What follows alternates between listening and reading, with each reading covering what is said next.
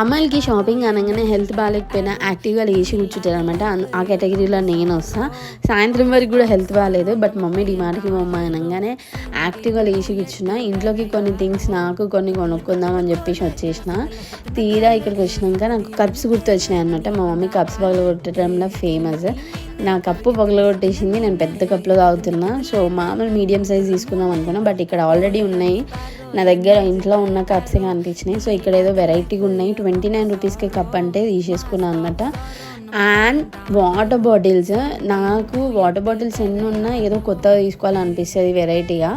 So ఇక్కడికి వచ్చిన తర్వాత నాకు ఏదో వెరైటీగా చూసిన సిప్పర్ లాంటి వాటర్ బాటిల్ తీసుకున్నా. చిన్నపిల్లలు కాంపాక్స్ రబ్బర్ ఎట్లా చేంజ్ చేస్తుంటారో నేను అట్లా వాటర్ బాటిల్స్ చేంజ్ చేస్తుంటే చిన్నపిల్లల బిహేవియర్ అని చెప్పాలా. సో ఏది కొత్తగా అనిపిస్తే అది నాకు యూజ్ చేయాలనిపిస్తుంది వాటర్ బాటిల్స్లో. నా వీడియో నచ్చినట్టయితే లైక్ చేయండి, నా ఛానల్కి సబ్స్క్రైబ్ చేయండి.